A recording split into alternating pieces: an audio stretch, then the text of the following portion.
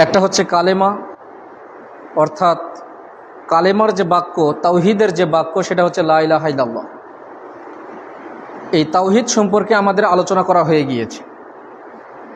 তারপরে সলাত, সিয়াম, হজ এবং জাকাত, এই চারটার মধ্যে সলাত সম্পর্কে আমরা প্রায় 4টা জুম্মা আমরা আলোচনা করেছি। শুধু সলাত সম্পর্কেই আমরা 4টি জুম্মা আলোচনা করেছি। সিয়াম সম্পর্কে আমরা প্রায় 6টি জুম্মা আলোচনা করেছি বিস্তারিত কোনো একটি সময়ে। তারপরে আসলো হজ। হজ সম্পর্কে আমরা 2 জুম্মা আলোচনা করেছি। আল্লাহ চাহে তো ঈদের পরে আমরা 2 জুম্মা অথবা 3 জুম্মা আলোচনা করে আলোচনা শেষ করব ইনশাআল্লাহ। আর প্রতি বছর আল্লাহ যদি রিজিকে রাখেন তাহলে আমরা হজ সম্পর্কে সংক্ষিপ্ত আকারে শুধু আলোচনা করব, 1টি করে জুম্মা। আর একটি বিষয় যেটা বাকি থাকলো সেটা হচ্ছে জাকাত। আল্লাহ চাহে তো জাকাত সম্পর্কেও আমরা কোনো একটি সময়ে বিস্তারিত আলোচনা করার চেষ্টা করব ইনশাআল্লাহ। তো এখন আসলে হচ্ছে কুরবানি। আমরা কুরবানি সম্পর্কে চেষ্টা করেছি এই বছর যে বিস্তারিত একটু আলোচনা করব এই বছর। আবার প্রতি বছর যখন আবার কুরবানি আসবে আমরা একটি করে জুম্মা, সর্বোচ্চ 2টি করে জুম্মা আমরা আলোচনা করব সংক্ষিপ্ত আকারে। তো আমরা তার ধারাবাহিকতায় আজকে আলোচনা করব কুরবানি সম্পর্কে। আজকে কুরবানির যে আলোচনাগুলো, এগুলো আমরা প্রায় সবগুলোই আমরা দেখেই পড়ব। কেন? এই বিষয়গুলো আমরা মুখস্থ বলতে গেলে অনেক বিষয় ছাড়া যাবে। এজন্য আমরা আজকের বিষয়টা শুধু আমরা দেখেই পড়ব এবং আপনাদেরকে বিষয়গুলো বুঝিয়ে দিব। তার কারণ মাসলাগত বিষয়, সব বিষয়গুলো এভাবে মুখস্থ করা সম্ভব না। তো আজকে প্রথমেই যে বিষয়টি আলোচনা করব সেটা হচ্ছে কুরবানি করার পদ্ধতি। কুরবানি করার পদ্ধতি হচ্ছে উট সাধারণত কুরবানি করতে হয় দাঁড়ানো অবস্থায়। ছোট্ট একটি ছুরির মাধ্যমে তার এই কণ্ঠনালীতে এইভাবে আঘাত করলেই তার রক্তগুলো যখন পড়ে যায় অটোমেটিক উটটা পড়ে যায়। তবে বাধ্যগত অবস্থায় উটকে দাঁড়ানো অবস্থায়ও গরু ছাগলের মতো জবাই করা জায়েজ রয়েছে। এটা হলো আবু দাউদ হাদিস নাম্বার 2823 নম্বর হাদিস। তারপরে কুরবানি দাতা ধারালো ছুরি দিয়ে কেবলামুখী হয়ে দোয়া পরে নিজ হাতে খুব যত তাড়াতাড়ি সম্ভব পশুটাকে জবাই করবে। এটা হলো নিয়ম, যত দ্রুত সম্ভব, এবং ছুরিটাকে খুব সুন্দর করে ধার দিবে। একরকম ধার নেই এরকম ছুরি দিয়ে জবাই করা যাবে না। সবচেয়ে ধারালো যে ছুরিটা, সেই ছুরি দিয়ে আমাদেরকে জবাই করতে হবে, যেন জবাই করার সময় পশুটা কষ্ট কম হয়। এবং রাসূলুল্লাহ সাল্লাল্লাহু আলাইহি ওয়াসাল্লাম পশুর গায়ের উপরে বাধ্যগত অবস্থায়, কেউ নেই ধরার এরকম কোনো লোক নেই, পশুর গায়ের উপর পা রেখেও কুরবানি করা বৈধ, যেটা আমরা বিগত জুমায় বলেছি দলিল সহ। এবং জবাহের করার কোনো নাবালক শিশু পরিস্থিতি অনুযায়ী, যার এখনো প্রাপ্তবয়স্ক হয় নাই, এই শিশুও জবাই করতে পারবে, বৈধ রয়েছে। এবং কোনো ঋতুবর্তী মহিলাকে দিয়েও জবাই করা জায়েজ রয়েছে পরিবেশ অনুযায়ী। তার কোনো মুসলমান শারীরিক দিক দিয়ে মুসলমান, সে পবিত্র, শারীরিক দিক দিয়ে সে পবিত্র, তবে কোনো অমুসলিম দিয়ে জবাই করা যাবে না, কোনো অমুসলিম জবাই করতে পারবে না। জবাই করার সময় বিসমিল্লাহ বলেনি এ মর্মে যদি আপনি নিশ্চিত হন, ভুলে গিয়েছে, হুট করে অনেক সময় এরকম হয়, কিন্তু ব্যতিক্রম। জবাই করার সময় বিসমিল্লাহ বলেনি, এটা যদি আপনি নিশ্চিত হন তাহলে এই পশুর গোশত খাওয়া যাবে না। এজন্য খুব সতর্ক থাকতে হবে যে বিসমিল্লাহ বারবার তাকে বলে দিবেন, ভাই বিসমিল্লাহটা বলেন।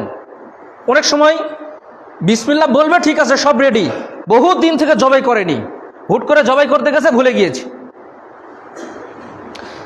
তারপরে মহিলারা কুরবানির পশু সহ যে কোনো পশু জবাই করতে পারবে। সহিহ বুখারীর হাদিস নাম্বার 2304 নম্বর হাদিস। মহিলারাও অনেক মহিলা আছে পুরুষের থেকেও শক্তিশালী। আল্লাহ শারীরিক দিক দিয়ে এরকম অনেক মহিলা রয়েছে, বাধ্যগত অবস্থায় অথবা পরিবেশের খাতিরে মহিলাও যদি চায়। সহিহ বুখারীর হাদিস 2304 নম্বর হাদিস। মহিলাদেরকে দিয়েও কি, একজন মহিলা একটা পশু জবাই করেছেন, এখন আরেকজন সাহাবী বলছেন না না এই পশুর গোশত আমরা খাবো না, আগে আল্লাহ নবীকে জিজ্ঞেস করব তারপরে খাবো। আল্লাহ নবীকে জিজ্ঞেস করা হলো এই ঘটনা, বলছে ঠিক আছে তোমরা এটা খাও, তার মানে খাওয়া বৈধ রয়েছে। রাসূলুল্লাহ সাল্লাল্লাহু আলাইহি সাল্লাম নিজ হাতে কুরবানি করেছেন, তবে অন্যকে দিয়েও কুরবানির পশু জবাই করা জায়েজ। ভাড়া করে কোনো ইমামকে নিয়ে আসে বা আমি আপনাদের ইমাম, আমাকে দিয়েই জবাই করতে হবে বা জবাই করলে বেশি সওয়াব রয়েছে, এই ধারণা ভুল। অথবা আমাকে জবাই করে দিয়ে আমাকে গরুর মাথাটা দিতে হবে, আমাকে গোশত দিতে হবে, এ ধারণাটাও ভুল। কথাটা বুঝতে পেরেছেন? সর্বাত্মকভাবে চেষ্টা করতে হবে নিজের পশু নিজ হাতে জবাই করার চেষ্টা করবেন। কোনো কারণে যদি আপনি অপারগ হন, আপনার ছেলে করবে, তারপরেও যদি মনে করেন যে আমরা পারবো না, হুজুরকে দিয়েই করাইতে পারবেন, বৈধ রয়েছে। তার কারণ এই গুরুত্বপূর্ণ ইবাদতটি নিজ হাতে করা অথবা জবের সময় সচক্ষে প্রত্যক্ষ করা উত্তম। আগে সুবহানাল্লাহ বলিয়েন না। হাকেম ও বাইহাকিতে একটি জয়ীফ সূত্রে অনুযায়ী আল্লাহ রাসূল সাল্লাল্লাহু আলাইহি সাল্লাম মর্মে কন্যা ফাতেমাকে নির্দেশ দিয়ে বলেছিলেন যে তুমি এটা সচক্ষে দেখো, কেননা এর রক্তের প্রথম ফোঁটা যখন মাটিতে পড়বে আর এটা পড়ার সঙ্গে সঙ্গে গুনাহ মাফ হয়ে যাবে। সুবহানাল্লাহ বলিয়েন না, আমি বলতে নিষেধ করলাম।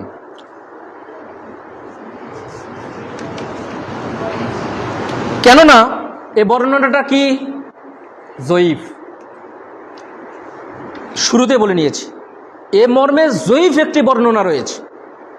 কুরবানির পশু যেদিন আপনি কিনেছেন, আজ থেকে যদি 6 মাস আগেও কিনেন, আপনি নিয়ত করেছেন যে আমি এটা কুরবানি দিব, এই নিয়ত করে যদি কুরবানি কিনেন, আপনার কুরবানি আল্লাহর রহমতে সেই দিনই কবুল হয়ে গিয়েছে। কুরবানির পশু যদি মারা যায় তাও আপনি সওয়াব পাবেন ইনশাআল্লাহ, যদি হারিয়ে যায় তারপরেও সওয়াব পাবেন ইনশাআল্লাহ। যদি কোনো কারণে পশুটা যদি রুগ্ন অবস্থায় হয়, এ মর্মে ডাক্তার যদি নিশ্চিত করেন যে পশুর গোশত খাওয়া যাবে না, তাহলে সেটা বিক্রি করে দিয়ে অন্য পশু জবাই করতে পারবেন, অন্য পশু কিনতে পারবেন। কিন্তু আপনি নিশ্চিত করেছেন এটা আমার কুরবানির পশু, তাহলে ওই পশু আর কুরবানি পরিবর্তন করতে পারবেন না, ওই পশুই আপনাকে কুরবানি দিতে হবে। তার কারণ অনেকে আগে কুরবানি কিনে, কিন্তু যখন দেখে যে গরু তো অনেক বড় হয়ে গিয়েছে, দাম তো অনেক বেশি হবে, এটা বিক্রি করে দিয়ে তাহলে অল্প কিছুর মধ্যে দিয়ে কিনি, এটা করবেন না। তার কারণ এটা কুরবানি বৈধ হবে না, কবুল হবে না। 11, 12 এবং 13 জিলহজ 3 দিনে রাত দিন যে কোনো সময় কুরবানি করা যাবে।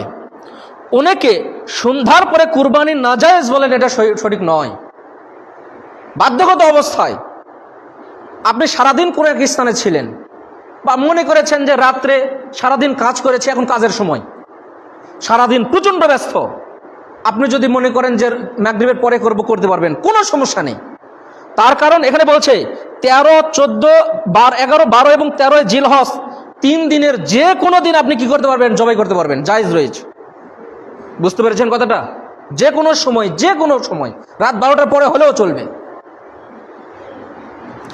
যদি জবাইকারী যিনি জবাই করবেন ক্যাবলামুখী হতে যদি ভুলে যান, অনেক সময় কিন্তু ব্যতিক্রম হয়, কিন্তু অনেক সময় এরকম কি হয় যে মুরগিটা জবাই করতে গিয়েছে, হুট করে কি হয়েছে, তাকে তো পশ্চিম দিকে করতে হবে, কিন্তু হুট করে সে ঘুরে গিয়েছে। যদি কোনো কারণে এটা ভুলও হয়ে যায়, তারপরে কোনো সমস্যা নেই, ইনশাআল্লাহ কবুল হয়ে যাবে।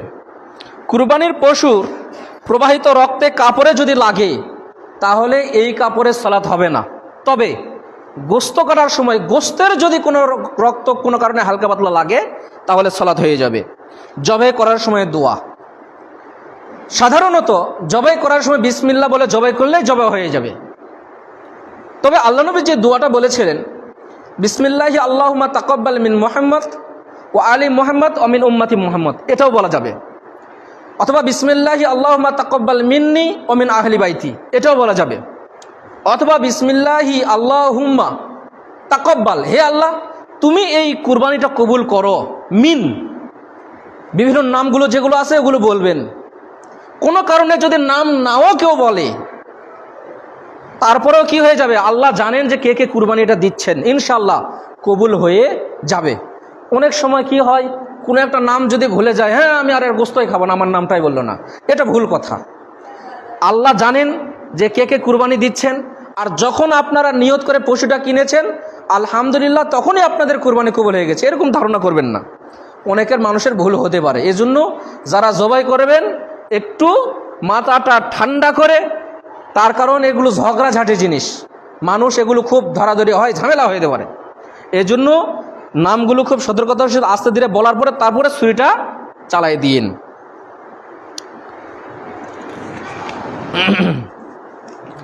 ঈদের সালাত ও খুতবা শেষ হওয়ার পূর্বে কুরবানি করা নিষিদ্ধ, করলে কুরবানি কবুল হবে না, ওটার বদলে আরেকটা কুরবানি আপনাকে দিতে হবে। ঈদের সালাতের আগে যদি আপনি কুরবানি করেন তাহলে কুরবানি কবুল হবে না, ওটার বদলে আরেকটা কুরবানি আপনাকে দিতে হবে। অনেকে কুরবানি করার অজুহাতে খুতবা শেষ হওয়ার আগেই চলে যায়, যে আমি বাড়িতে গিয়ে কুরবানি করব, এই অজুহাতে তারা সুন্নাহ বিরোধী কাজ করেন, খুতবা শোনার নেকি থেকে বঞ্চিত হন। কুরবানির কোনো সমস্যা হবে না, তবে যে একটা নেকি, তবে প্রতিটা খতিবের উচিত, সারা জীবন বহুত ওয়াজ করেছেন, ওয়াজ করার বহু জায়গা আছে, মানুষ কুরবানি এবং ঈদুল ফিতরের ওয়াজ শুনে শুনে এগুলো মুখস্থ, কিন্তু ওখানে গিয়ে বহু খতিব, আমি তাদের ভুল ধরছি না, তবে এটা তাদের এক প্রকার মানসিকতার সমস্যা, যে আজকে বহুদিন পরে, 1 বছর পরে পেয়েছি, আজকে যা বলার একটু বলে নেই। ওই হাবিল এবং কাবিলের কুরবানির ইতিহাস ধরে, ইব্রাহিম আলাইহিস সালামের ইতিহাস ধরেন, মুহাম্মদ সাল্লাল্লাহু আলাইহি ওয়াসাল্লামের কুরবানির ইতিহাস ধরেন, বহু ইতিহাস ধরে মানে জলদি মানুষ বিরক্ত হয়ে যায়। এজন্য এগুলো শুনে শুনে মানুষ অভ্যস্ত, যেটা না বললে নয়, হালকা পাতলা। কুরবানিতে সর্বোচ্চ যদি ওয়াজ করতেই হয়, সর্বোচ্চ পরিমাণ করা উচিত 10, 15 অথবা সর্বোচ্চ 20 মিনিট, এর উপর না যাওয়াই উচিত। আর রমজানের ঈদে ওখানে 20-25 মিনিট না হয় করতে পারেন, তার কারণ কুরবানির ঈদ, এখানে একটু বুঝে শুনে ওয়াজ করা দরকার, আর অতিরিক্ত কথা না বলাই ভালো। তা এখন এই খুতবা প্রতিটা মসজিদে মসজিদে কিন্তু কুরবানির আলোচনা হয়, প্রয়োজনে মসজিদ কমিটি বা অথবা মাঠ কমিটির যারা সভাপতি আছেন, খতিবের সঙ্গে পরামর্শ করবেন যে হুজুর আমাদের তো প্রতিটা মসজিদে আলোচনা হয়ই, আপনি মোটামুটি এরকম যেটা না বললেই নয়, এই সময়ের মধ্যে আপনি একটু শেষ করে দেওয়ার চেষ্টা করবেন, এটা পরামর্শ করবেন। রাসূলুল্লাহ সাল্লাল্লাহু আলাইহি ওয়াসাল্লাম ঈদুল ফিতরের দিন বেজোর খেজুর খেয়ে ঈদগাহে যেতেন এবং ঈদুল আজহার দিনে না খেয়ে যেতেন। অতঃপর সালাত শেষ করে তিনি কুরবানির গোশত ভক্ষণ করতেন। বায়হাকীর বর্ণনায় নির্দিষ্টভাবে কলিজার কথা এসেছে, যেটা জয়ীফ। মানে কুরবানি করার পরে অনেকের একটা বিশ্বাস যে আমি একটু না খেয়ে থাকলাম, এই কুরবানির কলিজা দিয়ে আমি ইফতার করব, অথবা কি বলে যেটা রোজাটা ভাঙবো, মানে এটা একটা হাফবেলা রোজা না, এটা কোনো রোজা না, এটা বর্ণনাটা কি জয়ীফ। বরং গোস্তের সঙ্গে কলিজা থাকতে পারে, কিন্তু শুধু কলিজা দিয়ে আপনাকে প্রথমে ভক্ষণ করতে হবে, শুরু করতে হবে, বর্ণনাটা কি জয়ীফ, মানুষের বানানো, এটা বর্ণনা রাখতে হবে। অনেকে ঈদুল আজহাতে অনেক কিছু খেয়ে যান, এটা করবেন না, না খেয়ে যাওয়ার চেষ্টা করবেন। তবে যাদের ডায়াবেটিস রয়েছে, কিন্তু ব্যতিক্রম কিছু, তাদের খালি পেটে থাকে কিন্তু সমস্যা, তারা সেটা অবশ্যই সেটা খাবেন, কোনো সমস্যা নেই ইনশাআল্লাহ। কুরবানির গোশত বন্টন,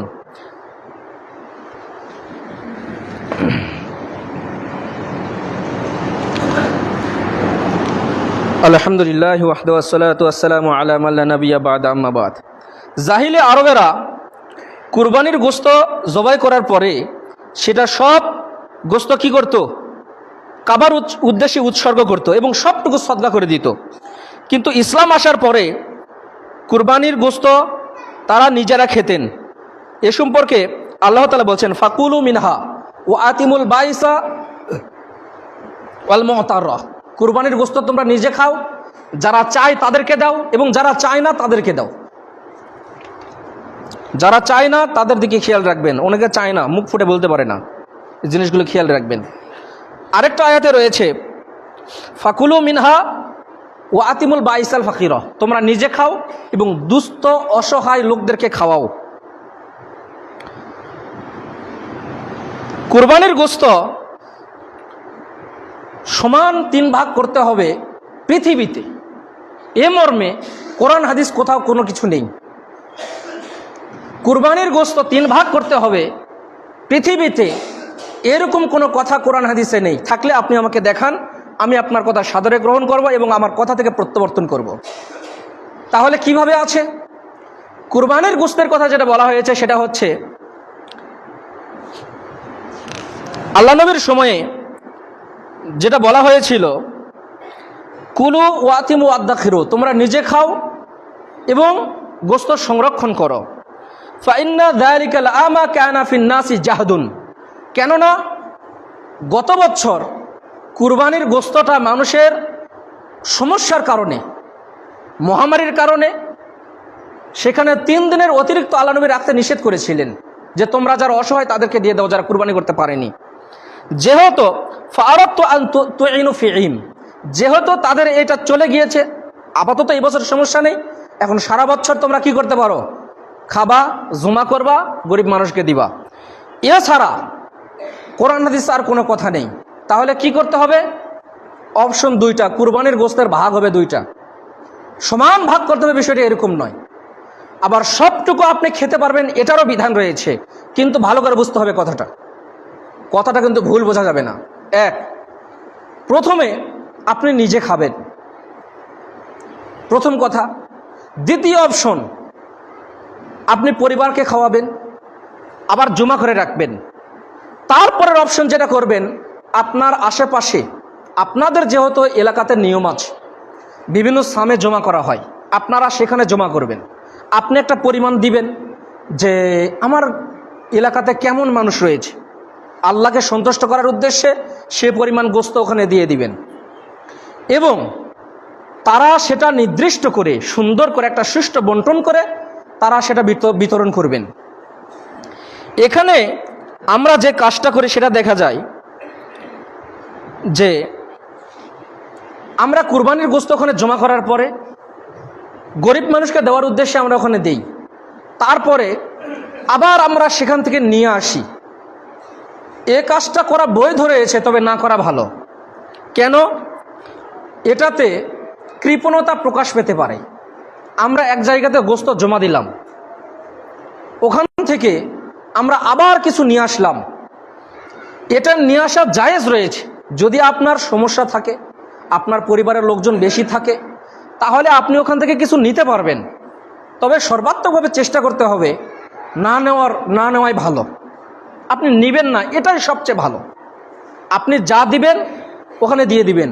আরেকটা কাজ করবেন, সেটা হচ্ছে অনেককে দেখা যায় এরকমটা হতে পারে, আমি বলছি না এরকমটা হবে, এরকমটা হতে পারে যে আমার সঙ্গে তার মহব্বত ভালো আছে, আমি গোশত বিতরণ করছি, আমাকে দায়িত্ব দেওয়া হয়েছে, আমি কি করলাম, তার সঙ্গে আমার সম্পর্ক ভালো, আমি তাকে একটু বেশি দিলাম, তার সঙ্গে আমার একটু মনোমানিল্য, তাকে আমি একটু কম দিলাম।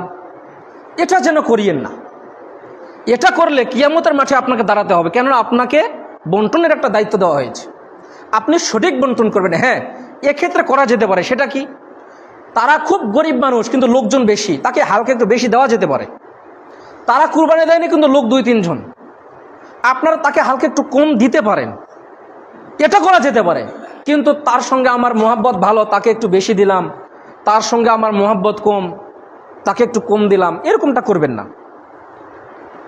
আর সর্বাত্মকভাবে চেষ্টা করবেন যা দিবেন একবারেই দেওয়ার চেষ্টা করবেন, না নেওয়ার চেষ্টা করবেন, এটা সবচেয়ে ভালো। আল্লাহ আপনাদের নিয়তকে কবুল করুন, আল্লাহুম্মা আমিন। অন্তরকে পরিশুদ্ধ করুন, আল্লাহুম্মা আমিন।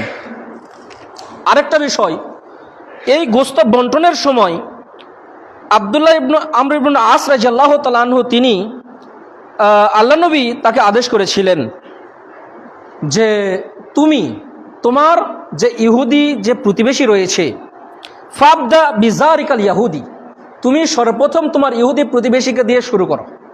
তার মানে কুরবানির গোশতটা কোনো অমুসলিম প্রতিবেশীও যদি থাকে, কেউ যদি চাইতে আসে তাকে দেওয়া বৈধ, অথবা প্রতিবেশীও যদি হয় আমার জানাশোনা অনেক হিন্দু মানুষ তারাও খায় এবং আমাদের মাদ্রাসায়ও এসে খায়।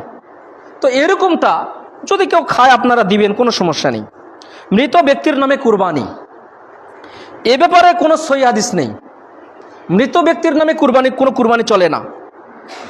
আলী রাদিয়াল্লাহু তাআলা আনহুকে রাসূলুল্লাহ সাল্লাল্লাহু আলাইহি ওয়াসাল্লাম ওসিয়ত করেছিলেন দুটি কুরবানি দিতে, আর তিনি দিয়েছিলেন। এ মর্মে যে বর্ণনাটা উপস্থাপন করা হয় সেটা জয়ীফ, মানুষের বানানো, দুর্বল। তার মানে মৃত ব্যক্তির নামে কোনো কুরবানি চলে না। কোনো কারণে কেউ যদি কুরবানি দিয়েও দেয়, মৃত ব্যক্তির নামে দিয়ে দিল, তাহলে চারানা কোনো অংশ ওখান থেকে আপনি নিতে পারবেন না, সবটুকু সাদাকা করে দিতে হবে। আপনি যদি দেনও না, আমি আমার বাপের নামে দিব, দেন, যদি দেনও, তাহলে এক টুকরা গোস্ত আপনি নিতে পারবেন না, সবটুকু সাদাকা করে দিতে হবে। এখন পারলে আপনি দেন। কুরবানি গোস্ত ও চামড়া ক্রয় বিক্রয় করা নিষিদ্ধ, এটা সবটুকু কি করে দিতে হবে? সাদাকা করে দিতে হবে। এবং কুরবানির গোস্ত জবাই করার সময় যে কষাই থাকে, পারিশ্রমিক অনুযায়ী কুরবানির গোস্ত থেকে তাকে পারিশ্রমিক দেওয়া যাবে না, হাদিসে নিষেধ আছে। তবে যিনি জবাই করছেন তিনি যদি গরিব মানুষ হন, তাহলে একটা অংশ তাকে দেওয়া যেতে পারে।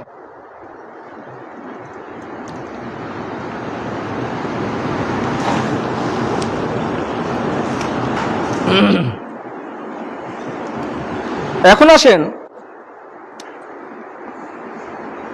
কুরবানির আরো অন্যান্য বিষয়, সেটা হচ্ছে পোষা বা খরিদ করা কুরবানি যদি নির্দিষ্ট করেন, তাহলে ওটা আর পরিবর্তন করা যাবে না, এটা আগেই বলেছি।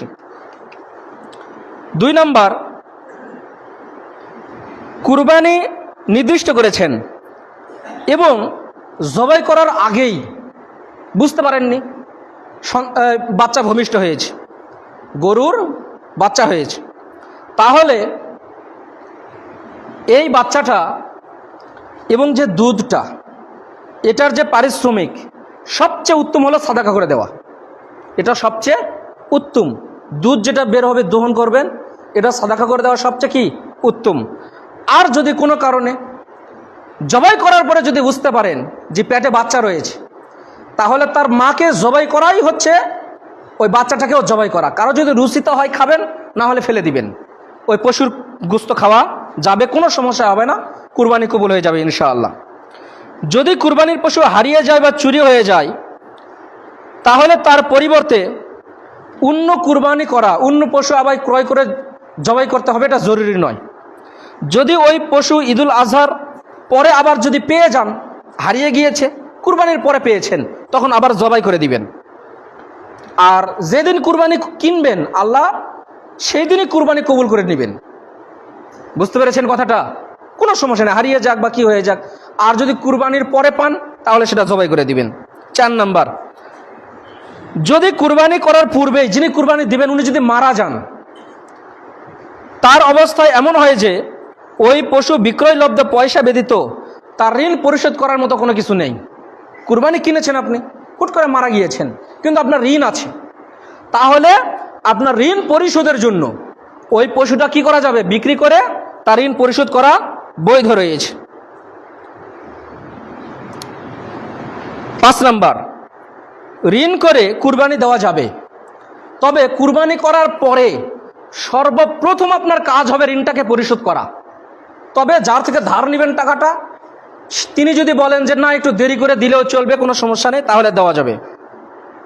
কুরবানির চামড়া সবটুকুই সাদাকা করে দিতে হবে।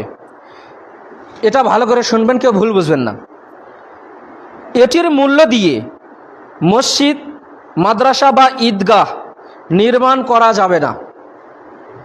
কুরবানির যে চামড়ার যে টাকাটা, এই টাকা দিয়ে মসজিদ নির্মাণের কাজে, মাদ্রাসা নির্মাণের কাজে বা ঈদগাহ নির্মাণের কাজে ব্যবহার করা যাবে না, এ মর্মে কোনো দলিল নেই। ভুলবশত ব্যয় করে ফেললে তওবা করতে হবে। আর সমপরিমাণ, আগে ভালো করে শোনেন আগে কথাটা, আগে ভুল বুঝবেন না, আগে শেষ করে তারপরে বলিয়েন। যদি কার কথা থাকে নামাজের পরে বলবেন। সম্ভব হলে তওবা করতে হবে, তারপরেও আপনাকে চেষ্টা করতে হবে যে পরিমাণ টাকা খরচ করেছেন ওই পরিমাণ টাকা কি করে দিবেন? সাদাকা করে দিবেন। এখন কথা হচ্ছে ব্যয় করে কেন? আচ্ছা দেখি এটা শেষ করি। পাঁঠা পাঁঠা পাঁঠা চিনেন না? পাঁঠা এটা কুরবানি দেওয়া জায়েজ, তবে অপছন্দনীয়। কেননা এটি দুর্গন্ধযুক্ত। দেওয়া যেতে পারে, কুরবানি দেওয়া যেতে পারে, তবে আল্লাহ নবী যেহেতু খাসি দিয়েছিলেন, সর্বাত্মকভাবে চেষ্টা করবেন খাসি দেওয়ার। পাঁঠা দেওয়া যাবে, জায়েজ রয়েছে, তবে একটু দুর্গন্ধ তো, মানুষের একটা রুচিবোধ আছে, অনেক কিছু জায়েজ হলেও কি হয়, অনেকে খেতে পারে না। দেওয়া জায়েজ রয়েছে, কোনো সমস্যা নেই। তারপরে বিভিন্ন ঔষধ ব্যবহার করে, মোটা তাজা করে, ইউরিয়া ব্যবহার করে অথবা হরমোন বা স্টেরয়েড ব্যবহার করে মোটা তাজা করা, এটা একটা গর্হিত, একটা সবচেয়ে নোংরা একটা খারাপ কাজ। পশুকে মোটা তাজা করা এটা সবচেয়ে খারাপ কাজ, যা শরীয়ত সম্মত নয়। এতে পশুর গোশত বিষাক্ত হয়ে যায়। রান্না করার পরেও যা থাকে, রান্না করার পরেও এই গোশতের মধ্যে বিষাক্ত পদার্থটা থাকে। সর্বাত্মকভাবে চেষ্টা করবেন এরকম কাজ করা থেকে বিরত থাকবেন। প্রায় বাড়িতে করে, আল্লাহ ভালো জানে, অনেকে হয়তো বিরত থাকে, অনেকে করে না। 9 নাম্বার, গাভীন পশু জবাই করে পেটে বাচ্চা থাকলে, এটা তো বললাম খাওয়া যাবে। হজে গমনকারী পিতা সেখানে কুরবানি দিলেও, আপনার পিতা কুরবানি দিয়েছে হজে গিয়ে, ওখানে যদি কুরবানি দেয়ও, আপনাদের যদি সামর্থ্য থাকে বাড়িতে দিতে পারবেন, তবে ওখানে দিলেও কি হয়ে যাবে, কবুল হয়ে যাবে, আপনাদেরকে আলাদা করে আবার দিতে হবে না। তারপরেও যদি আল্লাহ সম্পদ দিয়ে রাখেন, যদি সেরকম থাকে পয়সা, বা দিবেন, আর যদি না দিতে পারেন কোনো সমস্যা নেই। ঈদুল আজহার পূর্বেই কুরবানির চামড়া ক্রয় বিক্রয়ের চুক্তি করাতে কোনো দোষ নেই। একজনকে বললেন যে ভাই এটা কত টাকা দিবা, তুমি বলো, আগে যদি কেউ করে কোনো সমস্যা নেই। আধুনিক যন্ত্রের মাধ্যমে পশু কুরবানি করা বৈধ রয়েছে। তার কারণ যখন ওখানে পশুটা দিবে তখন বিসমিল্লাহ বলবে। অনেকে জানেন কিনা জানি না, এটা সৌদি আরবে অনেক হয়। হাজার হাজার পশু, কয়টা পশুকে আপনি কুরবানি করবেন? মেশিনে দিয়ে দিচ্ছে, অটোমেটিক কুরবানি হয়ে যাচ্ছে, সাল টাল সব কিছু হয়ে যাচ্ছে, বাস ওগুলো প্যাকেট হয়ে আপনার কাছে আসে। বিভিন্ন দেখেন না, বিভিন্ন এলাকাতে দুম্বার গোস্ত আসে, এগুলো আল্লাহ ওখান থেকেই দিয়ে পাঠায়, মানে আল্লাহ না, ওনারাই দিয়ে পাঠায়, আল্লাহর পক্ষ থেকে আসে আপনাদের রিজিক হিসেবে। কুরবানি, আকিকা বা মানতের পশু কবরের নিকট জবাই করা যাবে না। কোনো কারণে ঝামেলা হতে পারে, মানুষের এরকম বিশ্বাস থাকতে পারে, বিভিন্ন খানকার নিকট, মাজারের নিকট বা ইয়ের নিকট, এরকম করা থেকে বিরত থাকবেন, এরকম করবেন না। যিনি যে জামাতের সাথে খুতবা, যিনি যে জামাতের, ওই জামাতের খুতবা শেষ হলে আপনি এসে কুরবানি জবাই করতে পারবেন। আহলে হাদিস এলাকাতে একটু আগেই খুতবা শেষ হয়, হানাফি মাযহাবের ভাইরা তারা একটু দেরিতে করেন, তো আপনার খুতবা যদি আগে শেষ হয়ে যায়, আগে সে কুরবানি দিয়ে দিবেন, কোনো সমস্যা নেই। আরেকটা কথা, কুরবানির পশু দিয়ে বিবাহের অলিমা হিসেবে ব্যবহার করা যাবে, অথবা কুরবানির গোশত দিয়েই বিবাহ, ছেলে মেয়ের যে বিবাহ, এটার আপ্যায়ন করাতে কোনো সমস্যা নেই, ইনশাল্লাহ জায়েজ রয়েছে। আমি মোটামুটি সংক্ষিপ্ত আকারে চেষ্টা করলাম আপনাদের আলোচনা করার, এরপরেও বহু কথা থাকে যেটা হয়তো বাদ যায়, এখন কাজের সময়, আমরা সকলে চেষ্টা করব, যদি আপনাদের এরপরেও কোনো প্রশ্ন থাকে। তবে যেই কথাটা, একটা কথা বললাম, এটা বলে শেষ করব। এখন মাঠে ধান রয়েছে, আপনারা সকলেই খাস করে দোয়া করবেন, এই ধানটা যেন সুন্দরভাবে মানুষ যেন বাড়িতে উঠাইতে পারে, সকলে খাস করে দোয়া করবেন। আল্লাহ যেন আবহাওয়াটা ভালো রাখে। সবার দোয়া আল্লাহ কবুল করবে এটাও নয়, কিছু ইমানদার ব্যক্তিদের দোয়া, একজন ব্যক্তির দোয়া কবুল হলেই কবুল হয়ে যাবে ইনশাআল্লাহ। তো সকলেই খাস করে দোয়া করবেন যে আল্লাহ, আমরা যা আমাদের মাঠে যাদের ধান রয়েছে সবাই যেন সুন্দর এবং সুষ্ঠুভাবে ধানটা যেন বাড়িতে উঠাইতে পারে, আল্লাহ তুমি কবুল করে নাও। আল্লাহ আবহাওয়াটা একটু খাস নিয়তে তোমার বান্দা হিসেবে আমরা আবহাওয়াটা যেন ভালো থাকে, আল্লাহ তুমি কবুল করে নাও। আমরা যারা কুরবানি দিব, যারা যে নিয়তেই কুরবানি দিব, আল্লাহ আমাদের সকলের নেক নিয়তকে পূর্ণ করে নাও। আল্লাহ আমাদের কুরবানিকে কবুল করে নাও। যারা এই মসজিদের সঙ্গে যুক্ত ছিলেন, অনেক প্রবীণ যারা মারা গিয়েছেন, আল্লাহ তাদের কবরে আযাবকে তুমি মাফ করে দাও। আল্লাহ যারা কবরে শায়িত রয়েছে, এই সমাজের অনেকেই মৃত্যুবরণ করেছেন, আল্লাহ তাদের কবরের আযাবকে মাফ করে দাও। আল্লাহ আমরা যেন কোরআন এবং সুন্নাহ মোতাবেক আমল করে যেন কবরে যেতে পারি, আল্লাহ তুমি সেই তৌফিক দান করো। ইমানদার হিসেবে কালেমার সহিত তাওহীদের সহিত আমরা যেন কবরে যেতে পারি, আল্লাহ তুমি সেই তৌফিক দান করো। এখনও যারা বিভিন্ন মসজিদের দায়িত্বে রয়েছেন বর্তমানে এই মসজিদের এবং অন্যান্য মসজিদের, আল্লাহ সকলের খাস নিয়তে আল্লাহকে সন্তুষ্ট করার উদ্দেশ্যে যেন আমরা মসজিদের কাজ করি এবং তারা যেন করতে পারেন, আমরা সকলেই তাদের জন্য দোয়া করব। আল্লাহ কবুল করুন, আল্লাহুম্মা আমিন। মানুষকে দেখানোর উদ্দেশ্যে নয়, আল্লাহকে সন্তুষ্ট করার উদ্দেশ্যে আমরা যদি কাজ করি, আল্লাহ আমাদের সহযোগী হবেন। এবং অন্তরে যেন কখনোই দায়িত্ব পেয়ে যেন রিয়া বা লোক দেখানো কোনো কিছু প্রবেশ না করে। আল্লাহ তুমি আমাদের রিয়া থেকে তুমি আমাদেরকে মুক্ত রাখো। এবং আমরা যারা রয়েছি, আল্লাহ আমাদের সকলকেই তাদের সহযোগী হওয়ার তৌফিক দান করুন। আল্লাহ, বৈশ্বিক মুসলমানরা বিভিন্নভাবে নির্যাতিত হচ্ছে, আল্লাহ তুমি তাদের সাহায্য সহযোগিতা দান করো। এবং ভারতের মুসলমানদের আল্লাহ তুমি সাহায্য সহযোগিতা দান করো। এ বলে আজকের সংক্ষিপ্ত আলোচনায় নুরুল ইসলাম ভাই, তিনি অসুস্থ দোয়া চেয়েছেন, আমরা তার জন্য খাস করে দোয়া করব। আল্লাহ তার শেফায়ে কামেল আজলা দান করুন, তার গুনাহ খাতা থাকলে আল্লাহ মাফ করুন, তার যদি আয়ু থাকে আল্লাহ তাকে হায়াত তয়্যিবা দান করুন, তার কোনো বালা মুসিবত থাকলে আল্লাহ দূর করুন। এবং এই নিয়তে মিষ্টি দিতে হবে মসজিদে, বিষয়টা এরকম নয়। তবে এমনিতে আপনাদেরকে মিষ্টি যদি দেন ঠিক আছে, কিন্তু মিষ্টি দেওয়ার নিয়তে রোগ ভালো হবে এই ধারণা পোষণ করা যাবে না। সেটা আমি আগেও বলেছি, এটা আপনাদের ক্লিয়ার করলাম যেন মানুষের মধ্যে যেন সংশয় না থাকে। মিষ্টি আপনাদেরকে এমনি দিয়েছেন, খাবেন, আলহামদুলিল্লাহ, আল্লাহ সকলের মিষ্টি খাবেন, যারা যে নিয়তে খাওয়া যাবে, সমস্যা নেই। তবে ওটা দোয়া চেয়ে মানে আমি আপনাকে কিছু টাকা দিলাম বা হুজুর আগে কিছু টাকা দিলাম, কিছু খাবার দিলাম, একটু দোয়া করেন, এই নিয়তে দিলাম, এটা করা যাবে না। দোয়া চাইলেন, দোয়া করা যাবে, কিন্তু ওটা দিতে হবে, বিষয়টি এরকম নয়। তবে দিয়েছেন, আপনারা সকলে খাবেন, এটাতে দেওয়াতে নিষেধ নেই।